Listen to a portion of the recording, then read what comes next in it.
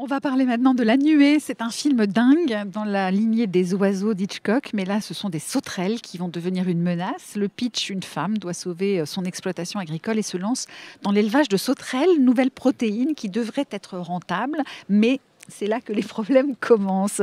Bonjour, Juste Philippot, vous êtes le réalisateur Bonjour. de ce film. Franck Victor Bonjour. et Jérôme Génevray, vous en êtes les scénaristes, et Sofiane Kamès, vous êtes acteur et vous avez le rôle d'un agriculteur dans le film. On va en parler. Alors, Franck et Jérôme, vous êtes donc les scénaristes du film. Cette idée, elle est sortie de votre cerveau dérangé.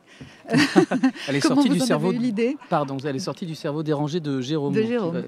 Voilà, j'assume le Racontez-moi comment vous dérangement. avez eu l'idée de cette nuée de sauterelles absolument terrifiante et de cette histoire qui s'inscrit vraiment parfaitement bien dans le monde d'aujourd'hui. Avant tout, l'idée que j'ai eue, c'était par rapport à ma propre expérience. Et c'est la question de comment, en tant que père ou mère, on arrive à équilibrer notre vie professionnelle qui peut tourner à l'obsession de la réussite avec notre vie familiale. Et c'est vraiment le cœur du film, c'est cette question qu'a cette mère de pouvoir subvenir aux besoins de ses deux enfants et en particulier de son adolescente. Et après, en laissant courir cette idée et par association d'idées, je suis tombé sur un article qui parlait donc d'une nouvelle façon de se nourrir plus écologique avec les insectes. Et c'est là que s'est faite l'association. Et c'est là que vous vous êtes dit, est-ce qu'on peut être vraiment dans un monde nouveau? On parle beaucoup de monde nouveau à Angoulême là, en ce moment, puis depuis la crise sanitaire. C'est là que vous vous êtes dit, est-ce qu'on peut vraiment être dans un monde nouveau? Ou est-ce que même si on innove, on revient toujours à des impératifs d'un système qui nous dévore? Parce que c'est aussi ça, le sujet du film, c'est cette difficulté qu'il y a, même quand on se lance dans de l'innovation, à sortir du profit maximum, c'est-à-dire produire toujours plus pour des coûts toujours moindres. Oui, c'est un mode de fonctionnement capitaliste qu'elle a intégré, et même si elle essaye de faire quelque chose de nouveau, son obsession de la réussite va la pousser à faire ce qui se fait habituellement, à nier les problèmes qui vont découler de cette exploitation, à nier les besoins de ses enfants. Elle est tellement obsédée à l'idée de s'en sortir. Et puis en tant que femme, elle a ses preuves à faire en tant que femme dans un monde d'hommes, dans un monde rural qui est très dur pour les femmes. Elle veut montrer à ses enfants qu'elle va y arriver, donc elle nie les problèmes qu'elle est en train de créer avec cette exploitation. Alors justement, il y a dans ce monde rural un homme qui devait s'appeler Paul au début dans le scénario et qui finalement s'appelle Karim. Karim, donc, c'est vous, Sofiane Kamès. Le scénario, il vous a plu tout de suite? Quand vous avez découvert ce scénario avec cette histoire à la fois fantastique de sauterelles et en même temps très proche de ce que nous vivons en ce moment? Ouais, c'est juste Philippot qui m'a parlé du scénario avant que je le lise et j'avais déjà collaboré avec lui dans son court-métrage Acide. Et quoi qu'il arrive, moi j'aurais re-signé avec lui tout de suite, quoi, Et puis là, voilà, il m'en a bien parlé, et aussi il m'a laissé la liberté, avec Sylviane Brahim aussi, d'apporter notre contribution. Mais par rapport au sujet, qu'est-ce que vous avez ressenti quand vous avez lu le scénario? Mais quelque chose de très ancré dans le réel, même si on est au cinéma et qu'il faut créer du sens, de l'imagerie, de l'imaginaire. Il y avait un drame complexe qui se jouait et des corrélations avec les personnages. C'est-à-dire que moi, mon personnage, il a aussi ses conflits, il a aussi ses frustrations. Et plonger dans l'humain, c'est ça qui m'a tout de suite intéressé. Et je sais qu'avec Juste, en plus, on allait le faire avec... Vous allez le faire avec Juste, c'est bien son prénom. Avec Justine, voilà. Exactement. Alors, Juste Philippot, vous êtes le réalisateur de ce film. Vous aussi, vous avez découvert à un moment le scénario et vous êtes arrivé, il était fini, en fait. Qu'est-ce qui vous a attiré? Qu'est-ce que vous avez aimé dans ce scénario? Et pourquoi avoir changé ce rôle de Paul, le fermier, l'agriculteur, en Karim? Alors, plusieurs choses. Moi j'ai découvert un scénario qui était terminé, effectivement, parce qu'il y a eu des résidences qui ont été pour Franck et Jérôme un très bon moyen de pouvoir pousser aussi leur écriture jusqu'au bout, avec des super collaborateurs et des consultants qui les ont emmenés aussi à aller toujours un petit peu plus loin. Donc le scénario était déjà prêt à emploi, j'ai envie de dire.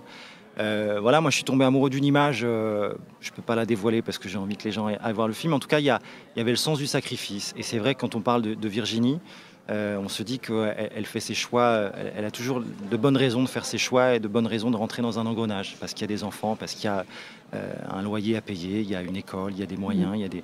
Voilà, il faut absolument avancer. Et cette femme, ce combat était pour moi quelque chose de formidable à raconter, avec ses sauterelles, mais en tous les cas, il y avait d'abord ce parcours de femme. Et par rapport justement aux personnages qui entouraient cette femme, il y avait Paul.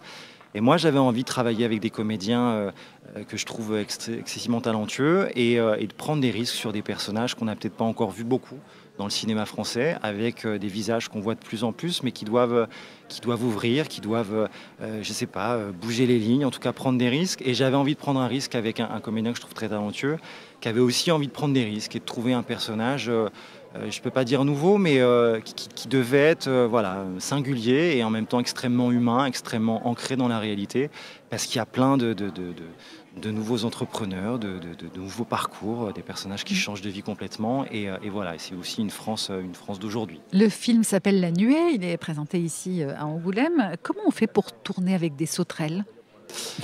Eh ben, c'est pas très compliqué. C'est des effets spéciaux uniquement ? Il y a plusieurs choses. D'abord, on a un animalier formidable qui s'appelle Pascal Trégui, qui a été un collaborateur génial, qui a bossé pour Petit Paysan notamment, et qui est arrivé avec ses 4 à 5 000 sauterelles. Alors moi, j'avais demandé 200 à 300 000 sauterelles pour coller un petit peu aux attentes du scénario. Il a fallu être malin parce que c'était impossible. Mais à 4 5 000 sauterelles, on s'en sort. On s'en sort et puis on travaille avec des sauterelles comme avec des magnets quelque part, parce que ça reste un insecte qui est assez docile, qui est très sympa et qu'on dispose dans le décor et qu'on remet à des places. Et puis on trouve celles qui sont, je dirais, à même de bouger, celles qui sont plus calmes, celles qui aiment la banane. Enfin voilà. Vous les appelez par leur prénom, on sort. Et puis on a donné des prénoms. Ouais. On a fait attention à être sympa avec ces 5000 sauterelles. Et vous en avez fait quoi après ? Vous les avez mangées ?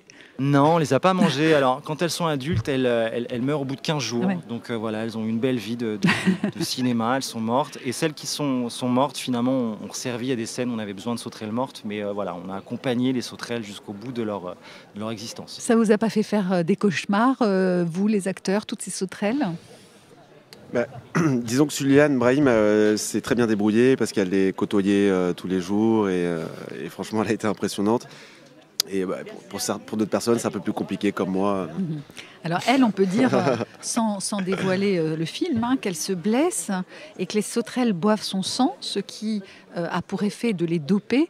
Du coup, elle s'en aperçoit et en apprenti sorcier, elle va les nourrir de son sang pour augmenter son profit. C'est une métaphore absolument magnifique quand même. Cette métaphore, vous avez évidemment pensé à ça, mais on nourrit de son sang tous les sacrifices qu'on fait pour entrer dans la course finalement de ce monde dans lequel nous vivons. Oui, complètement. Et c'est ce qu'on aime avec Franck quand on construit les histoires, c'est les contes, les mythes et les légendes. Donc la notion évidemment de sacrifice et surtout de métaphore qui vient augmenter ce sacrifice est au cœur de l'histoire. Donc il y a le sang en tant que sacrifice pour nourrir ses enfants, mais aussi le sang d'une certaine manière qui permet d'enfanter. Puisqu'on pourrait aussi voir les sauterelles comme le nouvel enfant, le nouveau bébé, comme on utilise parfois l'expression quand on monte un projet, un film, c'est mon nouveau bébé, une entreprise. Et elle doit nourrir ce nouveau bébé. Qui est très vorace. Demandant, comme disent les Québécois. On n'est pas non plus si éloigné de ce qui se passe dans l'agriculture. C'est-à-dire qu'on a eu tendance à faire quand même n'importe quoi, donner des carcasses d'animaux pour augmenter toujours le rendement. Voilà, et puis on crée des folies, quoi. Il y a aussi de ça dans votre idée de raconter la folie du monde. Bien sûr, il y a la dimension écologique dans ce film que Juste a très bien restitué dans sa réalisation et on est en train de tout détruire. C'est ce qu'elle fait. Elle détruit totalement son exploitation en croyant la faire aller vers l'avenir et la faire aller vers la réussite. Elle est en train de tout détruire, sa famille et son exploitation. Et oui, s'il y a une parabole avec la destruction qu'on fait du monde. Après les sauterelles, elles restent. On peut dire que le profit est la 11e plaie d'Égypte. Belle formule. Oui. Ça vous paraît Ouais, ce que j'aime beaucoup dans ce que dit Franck, c'est qu'elle joue avec la nature. Enfin, voilà. Et c'est ce jeu avec la nature qui fait qu'au départ, c'est peut-être une bonne idée. Et puis au bout d'un moment, on ne sait pas. Alors on continue. Et puis à un moment, il est trop tard. Et là c'est la 11e plaie. Ouais. On peut aussi dire finalement que dans ce film, il y a en résumé toutes les angoisses de l'homme d'aujourd'hui face au progrès. Qu'est-ce que vous avez envie que les gens se disent en sortant du film ? Faut arrêter les conneries, quoi. Je veux dire, parce que cette femme, elle est comme tout le monde, elle est comme nous tous. Elle a envie de réussir, elle a envie d'être aimée, elle a envie de mettre sa famille à l'abri du besoin. Et elle est tellement obsédée dans les schémas classiques que elle fait des conneries. Elle fait des conneries, mais voilà, nous, l'idée, en l'écrivant, c'était qu'on ne peut pas lui en vouloir, quoi. Elle est dans son engrenage, là où on est tous. Et on est tous dans cet engrenage capitaliste où on veut toujours plus, toujours mieux. Et comment s'arrêter ? On s'arrête au moment où il y a une catastrophe, en fait. Et ce qu'on a aussi envie de se dire, là, d'un point de vue plus intime, je reviens à cet arbitrage qu'on fait entre vie privée, vie familiale et vie professionnelle, que la chose la plus importante, c'est de consacrer du temps à ceux qu'on aime. C'est en fait tout ce dont les enfants ont besoin. C'est un film qui arrive à point nommé après le confinement, où on s'est aperçu aussi que les enfants faisaient partie de notre quotidien. On l'avait un peu oublié. C'est vraiment, je pense que sur ce projet, depuis le début, sur toutes les rencontres qu'on a faites, on a eu de la chance. En fait, il y a quelque chose qui, ce qu'on dit souvent, qui nous a dépassé dès le départ. Quand Jérôme m'a raconté cette histoire, je lui ai dit, écoute, il y a un truc génial. On a commencé à travailler ensemble. On a fait les résidences au film d'écriture grâce à Thierry Lounas, notre producteur. On a eu la chance de rencontrer Juste, qui avait un univers qui allait coller parfaitement à la suite de ce qu'on avait fait. Et puis voilà, de faire un film qui est vraiment dans les préoccupations, l'air du temps, etc. C'est aussi la force de ceux qui créent, de savoir devancer le monde. Et finalement, d'une certaine manière, vous devancez, j'espère pas trop quand même, ce qui va nous arriver. On n'espère pas que ce soit aussi catastrophique que dans le film. Avez-vous goûté des insectes ? Non, j'ai jamais goûté d'insectes. J'ai des boîtes. Ah non, merci. T'en as sur toi, là. Non, ça va pour l'instant. On a des grillons, si vous voulez, au paprika. En tout cas, merci à tous. Il faut arrêter les conneries, c'est ça que vous avez dit. On va se dire que ce sera le mot de la fin et que ça peut être un leitmotiv désormais dans nos vies à tous. Regardez, le symbole magnifique qui sont en train de se faire la cour, 2 papillons qui tourbillonnent ensemble. Merci à tous, bon festival. Merci.